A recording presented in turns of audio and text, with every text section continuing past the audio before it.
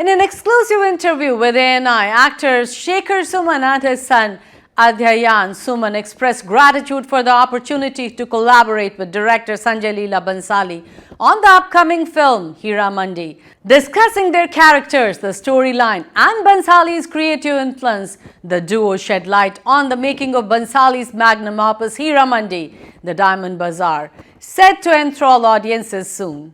बहुत अच्छा लगा क्योंकि वहाँ एक त्रिकोणीय एक जो भावनाएं थी साथ में बह रही थी as a father, as an actor, as a character. जो तीन तरफ से मैं पिता भी था जो उनको देख रहा था और खुश हो रहा था, एक एक्टर भी था जो बड़ी बारीकी से उनके काम को उसका विश्लेषण कर रहा था, और एक किरदार जो कि उसके साथ लड़ने के लिए भी तैयार था। मुझे तो लगता है कि मैं अभी भी एक सपना जी रहा हूँ।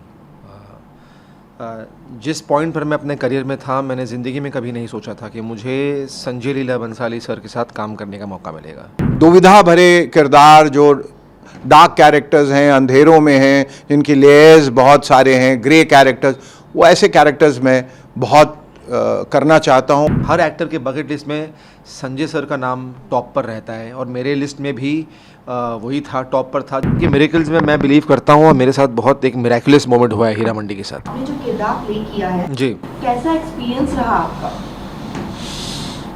मुझे तो लगता है कि मैं अभी भी एक सपना जी रहा हूँ।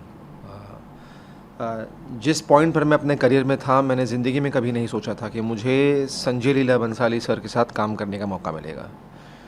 पर मैंने गलती की, गुस्ताखी की, और एक बहुत बड़ा सपना देखने की कोशिश की, और फिर ये समझ में आया कि जब तक ज़िंदगी में बड़ा सपना नहीं देखेंगे तब तक आपके सपने पूरे नहीं होंगे। तो बहुत ही सरियल एक्सपीरियंस था, बिकॉज़ आप एक ऐसे निर्देशक के साथ काम कर रहे थे जिनको आपने जो आपके ऑब्वियसली बकेट लिस्ट में थे एज एन एक्टर। हर एक्टर के बकेट लिस्ट में संजय सर का नाम टॉप पर रहता है, और मेरे लिस्ट में भी वही था, टॉप पर था। जब मुझे याद है, जब मैं गंगूबाई देखने गया था तो मैं इतना एनामर्ड था। ऑफ कोर्स मुझे उनकी सारी फिल्में पसंद है, पद्मावत, रामलीला, खामोशी, हम दिल दे चुके सनम, ऑफ कोर्स देवदास। तो मुझे यार गंगूबाई स्पेशली देखने के बाद मुझे लगा, यार क्या मुझे ज़िंदगी में कभी मौका मिलेगा क्या काम करने के लिए इनके साथ। और उसी के कुछ महीनों बाद आई एम गेसिंग, और मे बी आफ्टर ईयर, जब मुझे श्रुति महाजन जी का कॉल आया और ये बताया गया कि वो ऑडिशन जो है वो हीरा मंडी के लिए, तो फिर मुझे लगा यार, मैंने भगवान से जितनी प्रार्थना मैं कर सकता था वो सारी की। हर मंदिर गया, मैंने बोला भगवान प्लीज़ मेरा ऑडिशन सक्सेसफुल हो जाए।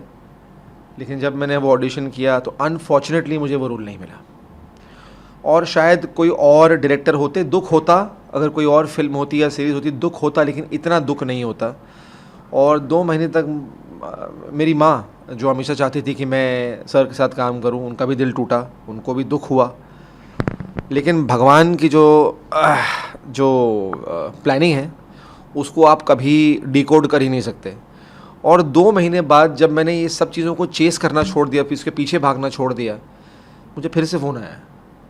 और मुझे फ़ोन आया ये कहते हुए कि mostly I am going to be doing that role, and मुझे बिलीव ही नहीं हुआ यार, बिकॉज किसी और को साइन किया गया था उस शो के लिए। और next thing you know I was on set, next thing you know I was being directed by him, next thing you know he offered me another role in the show. तो मैं 2 किरदार play कर रहा हूँ show में।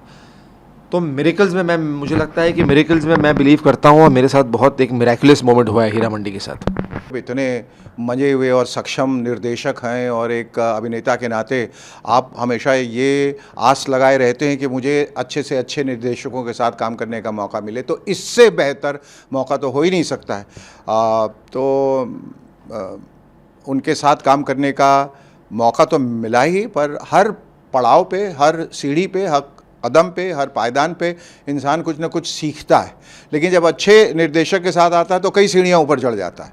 तो मुझे ऐसा लगता है कि इस काम में जब मैंने शुरुआत की हीरा मंडी में, तो मेरे लिए ये था कि मैं एक सीन भी कर लूँ तो मेरे लिए काफ़ी है, क्योंकि इस माहौल में दिख जाना ही और कुछ कर जाना अपने आप में एक बड़ी बात है, लेकिन इसका एक सिलसिला भी है। और ये काम उस वक्त आया जब मुझे कतई कोई उम्मीद नहीं थी कि उनकी तरफ से कुछ ऐसा एक ऑफ़र आने वाला है। तो बहुत खुश हुआ।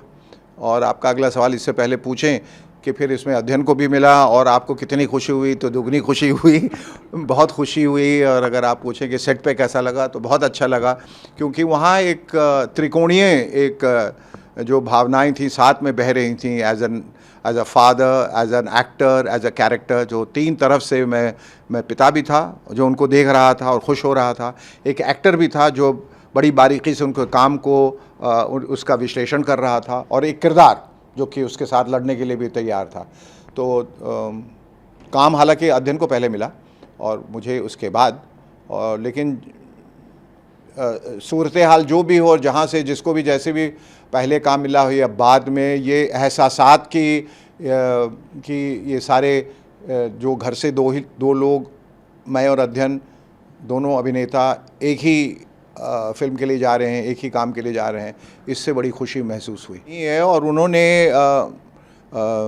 हीरा मंडी के दौरान कई लोगों को खड़े होकर उनकी तारीफ़ की, और ये उनकी खासियत है कि वो इस तरह से हौसला अफजाई करते हैं कि अब जो कलाकार है या फ़नकार है वो बिल्कुल सातवें आसमान में पहुंच जाता है। जो और ख़ास तौर पे जब अध्ययन की तारीफ़ हुई, तो एक पिता के नाते मेरी प्रतिक्रिया तो इस किस्म की थी जिसका मैं बयान नहीं कर सकता। उन्होंने फ़ोन पे आके बड़ाई की, फ़ोन किया और बड़ाई की, और मेरी आंखें नम हो गई वो बड़ाई सुन के। मुझे ऐसा लगा कि जिस तारीफ़ का वो मुस्तहक़ है, हक़दार है, और जो उसे बहुत पहले मिलने चाहिए थे, वो अब मिल रही है। लेकिन देर आए दुरुस्त आए, और क्या आए, और तारीफ़ भी कहाँ से मिली, एक ऐसे इंसान से जो अपने काम के लिए में माहिर माना जाता है, बादशाह माना जाता है। तो बहुत बहुत खुशी हुई, और मुझे इस बात की भी बहुत खुशी हुई कि अध्ययन को बहुत खुशी हुई, और अध्ययन का सेल्फ़ कॉन्फिडेंस जो है, उसका एस्टीम जो है, सेल्फ़ एस्टीम, वो बहुत बढ़ा।